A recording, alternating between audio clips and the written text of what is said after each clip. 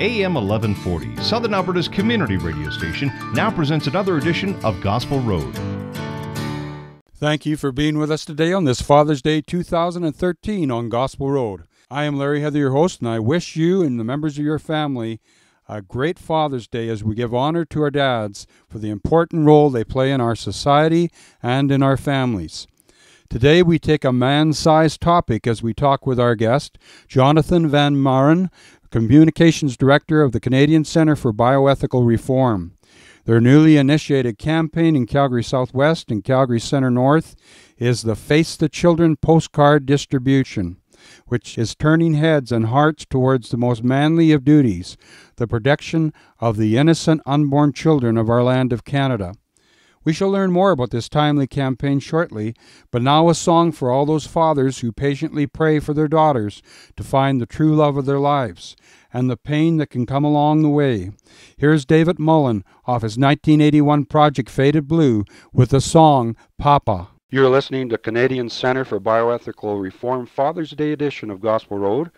My name is Larry Heather, and my guest on the phone is from Ontario, Jonathon Van Maren, Communications Director for the Canadian Centre for Bioethical Reform. We are discussing the ongoing Face the Children postcard campaign covering two federal Calgary ridings, electoral districts as it is nowadays, in Calgary, that of the MP Prime Minister Stephen Harper in Calgary Southwest, and that of Michelle Rempel in Calgary Centre North. Welcome to Gospel Road, Jonathon. Thanks for having me on. Jonathon, what are the objectives of the Canadian Centre for Bioethical Reform as it works in our nation today? Well, we at CCBR believe that public policy will change when public opinion changes. So all of our projects are oriented at waking the people of Canada up to the reality of what abortion actually is, abortion being an act of violence that violently destroys the body of a developing human being. That's something that most Canadians are not aware of. Most Canadians are also not aware that abortion is legal throughout all 9 months of pregnancy in Canada. One recent poll showed that 8% of Canadians are aware of that. So what we do is we're out pounding the streets. We're out putting postcards in mailboxes. We're out arguing about abortion with people in front of high schools and in city centres and on university campuses. And basically we're putting hairline cracks in Canada's abortion consensus 1% at a time. Yes, and I see on your website that you have article headliners saying Taking Back Morgentaler's Canada, as it were. And we just had the death of Henry Morgentaler here just a few weeks ago. So what condition is Canada left in terms of Morgentaler's Canada, and what do we need to change? Well, Morgentaler's Canada really began in 1969 before he was a major figure, right? In 1969, abortion was decriminalized under the Pierre Trudeau government. During that period, women could have abortions if it was approved by three doctors, a three-doctor panel committee. So some abortions in some hospitals were approved 100% of the time. Other panels that were run by people with more stringent medical ethics approved very few, if any, abortions. And then in 1988, the R.V. Morgentaler case passed the Canadian Supreme Court.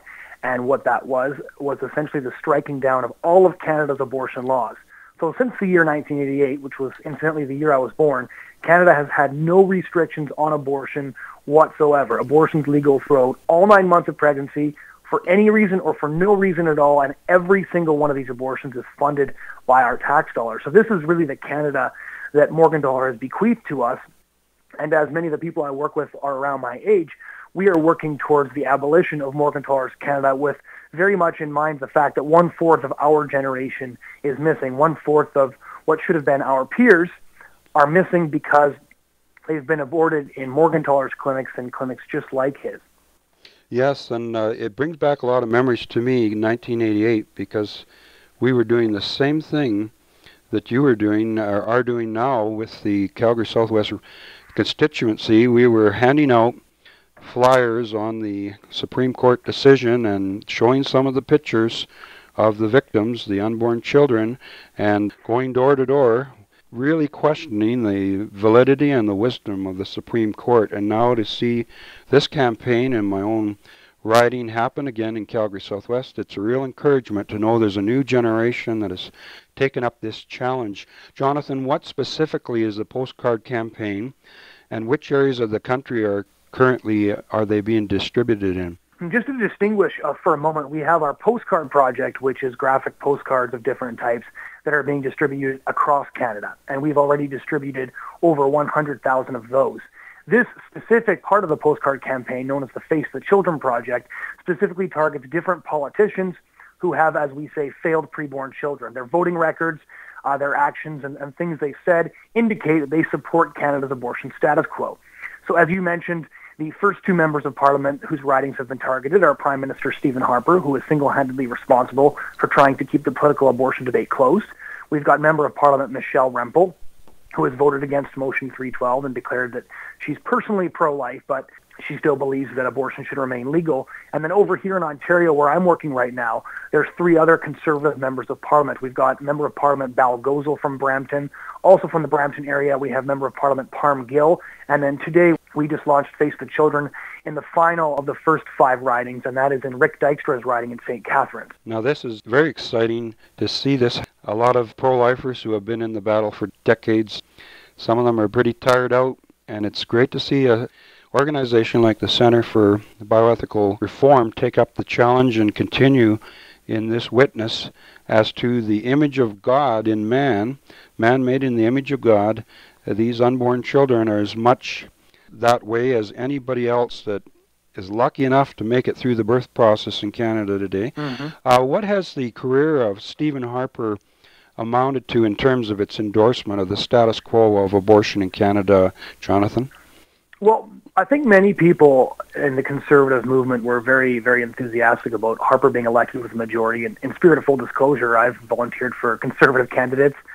Myself and another one of my colleagues were actually at Stephen Harper's victory party in Calgary in 2011, because many of us were hoping that everything the Liberals and the NDP said about his secret agenda was maybe true. All the evidence that led up to his majority belied the fact that he was going to in any way, shape, or form support any pro-life initiatives. But we were all very, very hopeful that because there are so many good pro-life MPs in the Conservative caucus, that perhaps Harper would give us a bit of leeway once he had a majority. That's turned out to not be true, and we shouldn't really be surprised, because Stephen Harper, right from the very beginning of his career, has indicated that abortion is not an issue that he really cares about, and not one that he wants himself or his caucus to get involved in. In fact, he used the abortion issue as a wedge issue when he was running against Stockwell Day and other candidates for the leadership of the party in the first place, him displaying Stockwell Day's pro-life views as a negative thing. He's voted against everything from Roxanne's Law to Motion 312. Motion 312, he actually said, it was unfortunate that even been tabled for a vote. And I think most dramatically was quite recently when several MPs put forward a letter to the RCMP asking that they investigate the fact that between 2000 and 2009, 491 babies had been born alive after abortion procedures and subsequently died. This was confirmed multiple times by Stats Canada. So clear cases of babies dying outside the birth canal where they should be protected by Canada's criminal code. When this was brought up on the floor of the House of Commons, Stephen Harper merely responded by saying, abortion is legal whether you like it or not.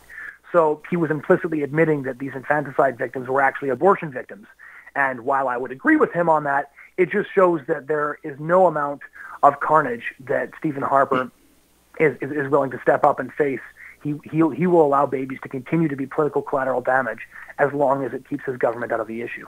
Yes, I ran against Stephen Harper in Calgary West the first time in '93, I believe, and he had never, and I've run against him maybe 3 or 4 times since, he has never indicated a scintilla, a slightest indication of interest in defending unborn babies. And this is from the beginning, and basically nothing has changed since I've been running for the Christian Heritage Party as well, trying to provide the alternative to this, that we need to be standing up for unborn children.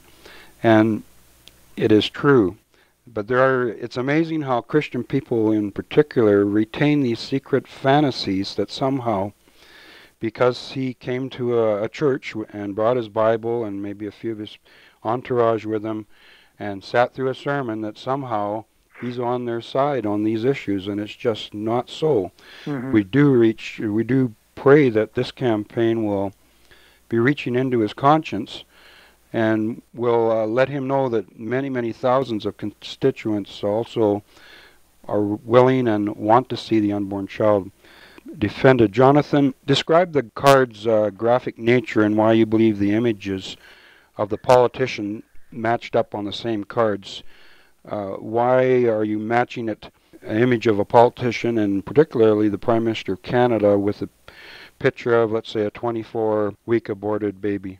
Well, the postcards are, as you describe, of course, the face of a politician transposed next to a picture of what an abortion looks like, particularly in the late stages. And the reason we've selected late-term images is because in Canada, a very staggering majority of Canadians do support late-term restrictions, which means that when Stephen Harper claims that there's nothing he can do because the Canadian people don't stand with him, that is objectively untrue. The babies that we have put on these postcards are babies that are dying in Canada and could easily be protected if Stephen Harper decided to grow a spine and engage in legislation. And the reason that we have put those faces next to pictures of aborted babies is because we quite simply want to bridge the divide. People seem to have a cognitive dissonance between what's actually happening and what their politicians are doing. So they don't seem to recognize the fact that their politicians' actions and votes and words have real-world consequences that are happening every day in Canada, 266 times a day, and that these are things that we in a democracy bear responsibility for. We put these people in office, and therefore it's up to us to hold them to account for what they've been doing. And furthermore, considering the fact that each and every one of these procedures are paid for by us, we have even more of a responsibility to ensure that our politicians are held to account for these actions. So essentially what we're trying to do is bridge that cognitive dissonance in people's minds between what their politicians say and do and what happens in the real world as the result of what they say and do. And I noticed that's Face the Children campaign. Well, Stephen Harper in both photos back and front is smiling. In fact, he's holding kittens in the second one. Mm-hmm. But the faces of the babies are not smiling. They are dead. Their faces are contorted. They look like they've been through a trauma, which indeed they have when a suction knife comes into them or a saline solution into the womb to burn them. Jonathon, what is the desperate state of the Canadian law code when it comes to the issue of abortion in Canada today? Well, we have no laws, and we're unique in all of Western civilization, if it can still be called that, in not having any restrictions on abortion whatsoever. As I mentioned, it's legal throughout all 9 months of pregnancy, and it does happen very late in pregnancy, regardless of what abortion activists would have you believe. And it's all paid for by our tax dollars. So we are forced to be complicit in this procedure by virtue of the fact that we're tax-paying Canadians. The only other two countries that have the same status quo as Canada does in regards to abortion is North Korea and China. And I really don't think that those two countries are countries that we want to stand with and have our human rights codes reflect theirs. But that's the state of affairs in Canada today. And it's shocking, the ignorance of Canadians on how far abortion is allowed. And even if the baby is out of the womb and the umbilical cord is still attached, that's considered to be part of the woman's body in Canada. Jonathon, what so far has been the response of those receiving the postcards, the Face the Children postcards in Calgary Southwest and Calgary Centre North? Well, the response is varied, right? People don't want to be exposed to the abortion issue. One of the reasons that the abortion issue has remained quiet for so long, and one of the reasons legislative action hasn't been taken, is that the constituents of the politicians haven't been forced to examine what the people they're putting in office are doing. And in that sense, these postcards do make people feel uncomfortable. We have positive and negative responses. Obviously, some people hate to look at the imagery, and our response to that is that we hate to look at this imagery too, but we hate the fact that what these pictures depict is legal more than we hate the fact that we have to drop them in mailboxes. Mm-hmm. So when push comes to shove, we recognize that there are people who are going to be very uncomfortable with this, and we really think they should be uncomfortable with it. I think each and every one of us should be very uncomfortable with the fact that we live in a country that permits what they're looking at. And we have examples time and time again of people who confront us in our images and are originally very uncomfortable, but once they're confronted with this truth, this sort of insurmountable truth that they can't get around or ignore, they often change their mind and they often come to terms with the fact that abortion is something that's happening in Canada and it's something that they need to oppose. Yes, the title on the postcard, Stephen Harper won't ban this. Mm-hmm. And then the subtitle, 24-week, 6-month aborted fetus. Jonathon, how can our listeners learn more about Face the Children campaign and the work of the Canadian Centre for Bioethical Reform? Well, first, I would encourage everybody to go to our website, which is www.unmaskingchoice.ca. Once you arrive at that website, you'll see a tab that says Face the Children on your right-hand side. Click on that, and you'll have all the information about our current project. Second, if you're in one of those constituencies, if you're in Stephen Harper's constituency or Michelle Rempel's constituency, or you're close enough to drive anywhere in the Calgary area, really, we would really ask you to send an email to email@unmaskingchoice.ca and say that you'd like to drop some postcards off yourself, and you can join one of our volunteer teams, and you can help us bring awareness on this life and death issue to the constituents of Calgary. So that's email@unmaskingchoice.ca. Jonathan, how can our listeners make donations to the work of the cause? Well, if you visit unmaskingchoice.ca, on the far right-hand corner, there's a donate button. If you click on that, you can either make an online donation with your credit card, or you can download a PDF that's a credit card form for monthly donations. And there's a number of other different ways that you can donate to CCBR. So once again, just visit unmaskingchoice.ca and click the donate button on the far right-hand corner.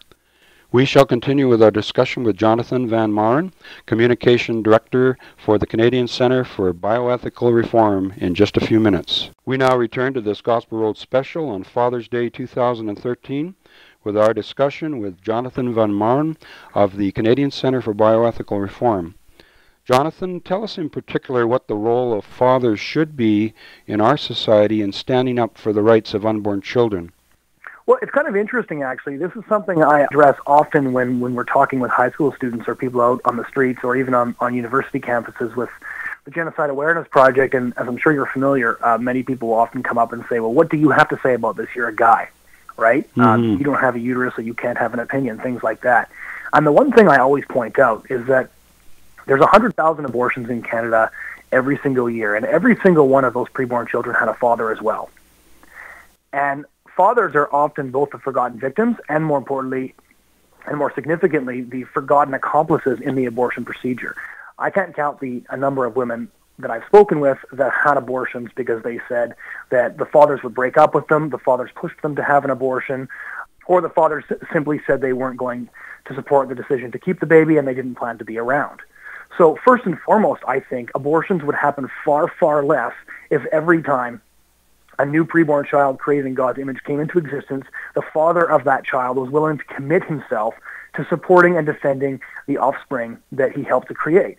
So that's, I think, really, really fundamentally a number one, is that all of the children that are aborted in Canada have fathers, and many of these fathers are absent without leave.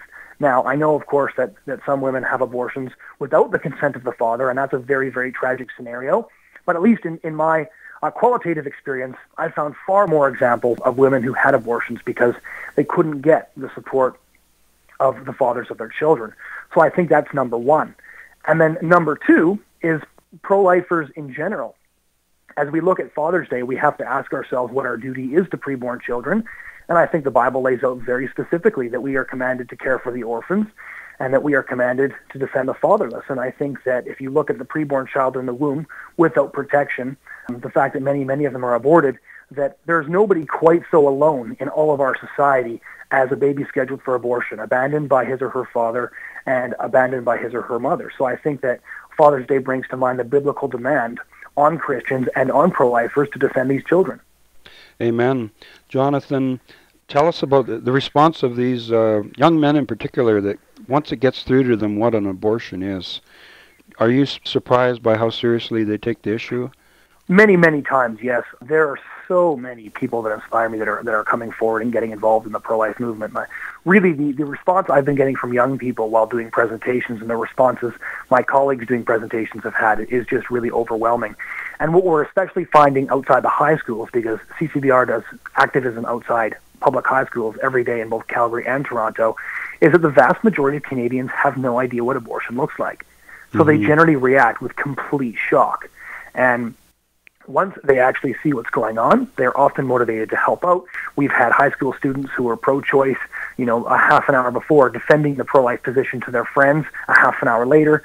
So we really are seeing spectacular results in regards to the education of the young people of Canada. That's fantastic. Jonathan, how many people are involved in the work of the Canadian Centre for Bioethical Reform?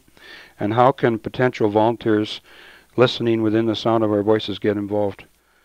Well, we've got 21 full-time staff right now, split between a Calgary office and a Toronto office.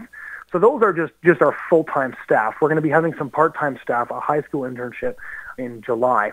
Then we've also got many, many groups across the country. So we've got a group, for example, in Windsor, Ontario called Windsor Against Abortion that has already saved a baby outside of high school and is doing choice chain every single week. We've got a group in Lethbridge called the Abortion Awareness Project that's distributing postcards and doing choice chain as well outside of their high schools.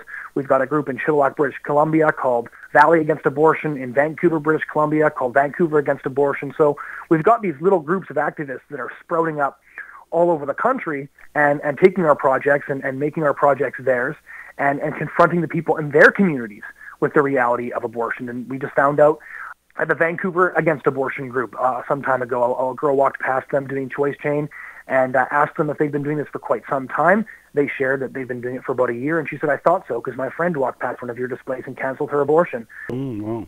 The opportunities to get involved are manifold. You can either get involved with CCBR directly if you're from Toronto or Calgary. And as I mentioned in the previous segment, please just send an email to email@unmaskingchoice.ca and indicate that you'd like to be involved, and somebody will get back to you right away. And furthermore, if you just want to get involved but you're from a different city, then send an email to email@unmaskingchoice.ca as well, and we'll either connect you to an existing group or we'll enter into a discussion with you about getting your own group. I'm going out to a city tomorrow to meet with about 10, 15 young people and get them started on a few projects, just because one young man at one of my presentations felt really convicted about the abortion issue. He talked to a bunch of his friends, and now I'm going to help him get some projects started in their own neighborhood. So if you would like to get involved in pro-life activism, there are many ways you can do that, and we'd be more than happy to help you. And I understand that you need volunteers to continue this massive project of getting a postcard to every mailbox in Calgary Centre North and Calgary Southwest. So will they get a little brief training before they go out on the streets? Yes, certainly. So that's of course our most pressing need right now, volunteer-wise, is that we're trying to get 250,000 postcards distributed in 5 ridings as soon as possible, essentially. So if you're anywhere near the St. Catharines, Ontario area, if you're anywhere in the Greater Toronto area, or if you're anywhere in Calgary, then we'd love to have you come out and join one of our postcard teams and just drop postcards in mailboxes. And this is a way to do something really valuable, and this is a way of essentially dropping pro-life information and exposing hundreds of people to the pro-life message without having to directly confront people, because I realize that a lot of people feel a bit of trepidation about actually confronting people face to face on the streets. So this is a sort of a great halfway there project as well, where you can expose a lot of people to the pro-life message without having to get really outside the comfort zone there and actually debate with people about the abortion issue. Now on the card it says phone Prime Minister Stephen Harper's office, and I assume office of Michelle Rempel, to ask them to change their extremist position on abortion. What part do pro-life citizens play when they directly contact their MPs? Well, we know that the offices of all members of Parliament take phone calls and emails very seriously, and that they use those as a barometer, as a way to gauge how their constituents feel about an issue and how their constituents feel about their specific position on an issue. So what we're trying to say to many people, too, who get these postcards and say, "I'm angry, I don't like this postcard," we're saying, if you don't like this image, then please call the man who enables this to happen every single day and tell him that. If you're angry that abortion happens, and if you're angry that this image is gruesome, well, the image is gruesome because abortion's gruesome, and abortion is existing right now with the permission of our Prime Minister. So please give his office a call and tell him how you feel about that. Yeah, many people will sit in a theater and watch a gruesome war movie or many other things that we're exposed to in society, and somehow when it comes to abortion they don't want to see that gruesome part, but it really should be seen, because this is similar to what the Allied forces encountered when they entered the extermination camps in Nazi Germany and saw the exact end result of the rhetoric against humanship, against the humanity of these Jewish people and others who were persecuted in that time. Now, what are some of the most egregious examples, Jonathan, of abuse taking place because of Stephen Harper's refusal to engage on the issue of abortion? Right, as I mentioned in the last segment, I think that the instance that highlights just how pro-abortion he is most blatantly is the fact that when he was confronted with the information that 491 infants had survived abortions and subsequently died afterwards, he really didn't care. And he just said abortion is legal, thus sort of sweeping all of these infants under the abortion umbrella and condemning them to death, if you will. So I think that's the most stark example. But if you want to see an example of how Stephen Harper and the Prime Minister's office are willing to actually subvert democracy and suppress any discussion of preborn human rights whatsoever. You have to look no further than Motion 408, which Langley MP Mark Warawa attempted to bring forward, which was really just a sort of anodyne and boring condemnation of gender selection abortion, something that over 90% of Canadians supported. It was not legislation. It wouldn't have done anything to actually directly prevent sex selection abortions from taking place. It merely would have indicated Parliament's disapproval of the fact that abortion was being used to exterminate females. And because Harper wants to avoid the abortion issue so badly, he instead, by all accounts, used the Parliamentary Proceedings Committee to ensure that it was deemed non-votable and didn't come to the floor of the House of Commons. And myself and many pro-lifers were very happy to see that a lot of backbenchers, a lot of conservative backbenchers especially, showed their displeasure over this and showed a lot of anger over the fact that Stephen Harper was willing to subvert the will of their constituents, subvert the will of the Canadian people, and infringe on their right as backbenchers in order to avoid the abortion issue. And I would say that he did this, while babies are continuing to die in Canada, but he's willing to do anything it takes to avoid discussing the abortion issue, and that's what the Face the Children project is for. We're forcing a discussion that he doesn't want to have, and if he doesn't want to have a discussion in the House of Commons, then we're going to ignite that discussion among his own constituents and the people who put him in office. Sounds good to me, Jonathan. The website, unmaskingchoice.ca. We will return to our closing visit with Jonathon Van Maren, Communications Director for the CCBR, in a few moments. We now have our final chat on Gospel Road with Jonathon Van Maren on the Face the Children, a pro-life postcard campaign in Calgary Southwest and Calgary Centre North. Jonathan, how do you answer the charge that on some level that children may be exposed to these pictures of aborted babies when the postcards go to each mailbox? There's an article in the Calgary Herald from Saturday telling us of the displeasure of Jeff Kelly, one of the parents that received this. He says his son picked it up and saw it and was upset. Well, of course, we can't avoid the fact that some children will see the images some of the time. Of course, they see them on all of our street projects, too. And what we've generally found is that children react the way their parents react. So I myself have only seen one child ever get afraid passing our imagery, and that was because her father was swearing at one of our volunteers. And she was a lot more scared of the fact that Daddy was swearing than that there was an image there. Second of all, we very much noted that children do have active consciences, so when they see an injustice, they instinctively react. And they have not yet gone through all these philosophical loopholes and tried to justify this. So yes, they are disturbed, and perhaps rightly so. In that case, the parent only has to assure the child that this is something that they disagree with, and this is something that they have always been protected from their own mother's womb and onwards. I recall an instance, actually, when my little sister's friends were in the back of my car as I was driving them home from a birthday party, and they found one of my graphic pamphlets. And one of the little girls was like, "What is this?" in a very sort of disgusted and worried voice. And my little sister, just without my prompting and quite a bit to my surprise, explained that this was simply a picture of what abortion looked like, but that her big brother was trying to stop that. And the little girl was immediately satisfied. But there's something a little bit more insidious about the fact that people who oppose our tactics always reference children when they're objecting to the fact that we're trying to defend children. And that's the fact that they would never ask this question if the children were being killed in public.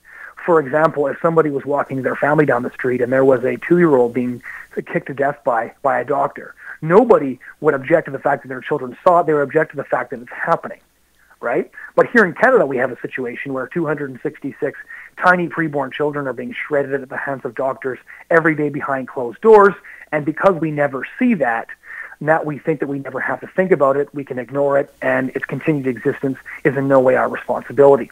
So fundamentally, what we would say is that the lives of preborn children do trump the feelings of born children, even though I think the children objection is in my experience, having been out in the streets for hundreds of hours, wildly over-exaggerated. And for the most part, any sort of fear can be dispelled by the reassurance of the parents that that child is very, very safe. And people should be aware that behind the walls of these abortuaries, they're using, by and large, a suction knife curette at the earlier stages that is cutting and tearing apart this baby within the womb piece by piece. And people do need to come to terms that they do have to answer for this because we are citizens in a democracy. What so-called rights, Jonathan, do pro-abortion politicians like Stephen Harper support when they rally to the status quo on abortion in Canada? Well, they essentially support what our status quo is now, which is, as we've mentioned, is abortion legal throughout all 9 months of pregnancy for any reason or for no reason, and paid for by us. And increasingly, they support the slippery slope because we've already seen that Canada's abortion status quo has already created a gray line surrounding birth, most notably when a young woman named Katrina Effort was given a suspended sentence by an Edmonton judge after she strangled her newborn son and tossed him over the fence. And the judge cited Canada's social acceptance of abortion as the reason she didn't think this woman's crime merited any jail time. Although she did give the woman 2 weeks jail time for improper disposal of a human corpse. So this is the type of attitude our social acceptance of abortion and Stephen Harper's support of abortion is breeding. We care more about how the bodies of the victims are being disposed of than we do the fact that there is a victim in the first place. So what I think is happening is that because we accept abortion up until birth, many people are asking the very rational question then, why does the 6 inches of the birth canal actually make any difference in human value? But instead of taking that logic and saying, well, we should protect the preborn, they're saying, well, how much should we care about infanticide after all? So this is the type of thing that Stephen Harper is enabling, whether unconsciously or consciously. If the Conservatives lose the next election, and there's always nervous Nellies out there saying, oh, well, at least they're not the worst of the worst. Some claim the fate of the unborn will be worse under another party. How much does that really add up to in terms of moral ethics? Well, I'm actually always a little bit confused by that claim when they say that the abortion debate will fare worse under the Liberals. I'm no fan of Justin Trudeau, and I think that Justin Trudeau's horrible support of the abortion status quo should definitely be exposed as well. But what exactly could a different party do to make things worse for the preborn than they already are? Abortion's already legal throughout all 9 months of pregnancy. We already pay for all of these abortions. So unless the Liberals are going to make abortion legal right up until the baby's outside the womb, or they're going to make us pay more money for abortions, I don't actually see how things could possibly get any worse. And furthermore, the Conservative Party is one that most pro-lifers vote for. And since we put them in Ottawa, since pro-lifers are a very large contingent of their voting bloc, I think that it only makes sense for us to hold them to account and for us to demand that we, because we voted for them, deserve a seat at the table in asking for certain policies to be undertaken in Ottawa. So if the Conservatives stay lost in 2015, I'm not really sure how a Prime Minister Trudeau would in any way, shape, or form make things worse for preborn babies in Canada, since things are already as bad as they can possibly get. So in terms of ethical priorities, of course, the unborn child should come over the state of the economy, although I find time and time again people loose with abortion eventually undermine their standards in the economy as well. It's happening already with the Senate and other places where we see this kind of looseness, moral looseness going over to economic as well as social conservative issues. Jonathan, what would be your final challenge to our audience to get involved this afternoon? From a political perspective, I really want to encourage everybody to make abortion the issue that they vote on. And that's something that people are very uncomfortable with doing. They're always very uncomfortable with making abortion this one issue that they vote on. But at the end of the day, if you look back throughout history, if you were growing up in Nazi Germany and you voted based on the economy and not on the fact that Hitler was killing Jews, how do you think we would judge that? If you look back to the time of Wilberforce and you voted based on the economy and not based on the fact that millions of human beings were enslaved and were dying in slavery, how will history judge you? Now, if we look today, I would honestly say that I don't believe Christians or pro-lifers can in good conscience vote for any politician who supports abortion, because we can't just look at the fact that they might put money in our pocket and then ignore the fact that they support the killing of preborn children who are our brothers and sisters created in the image of God, and that we can say that in good conscience they can be voted for. And I think that's something that once all Christians and all pro-lifers are willing to vote on the abortion issue, we're going to see a massive shift. That's awesome, Jonathan. Thank you very much for being with us. We've been talking with Jonathon Van Maren, Communications Director for the Canadian Centre for Bioethical Reform from Ontario. Thanks for being with us today on Gospel Road, Jonathan. Oh, thanks for having me, Larry. And we thank you for joining with us today, this Father's Day Sunday afternoon, for this most important update on those who are fulfilling a most crucial leadership role in calling our nation back to respect for all children in and out of the womb, that God will somehow save more women, men, and babies from the destruction known as abortion. If you value the type of shows you are hearing on Gospel Road, that we cannot issue tax receipts for these type of shows, your support is needed to keep us on the station. We also need sponsors who could underwrite this show by airing commercials for your business or ministry. Things are tight this time of year, and your support is appreciated. If you have any feedback on this show for us, feel free to email me at gospelroad@shaw.ca. That's gospelroad@shaw.ca, or phone me at 403-253-0676. That's gospelroad@shaw.ca or 403-253-0676. We end the show today with a song by Trevor Baker from his CD From the Heart, with a song which asks the searching question, where are the good men? God bless you, fathers and families, this coming week. Gospel Road is heard every Sunday afternoon at 2.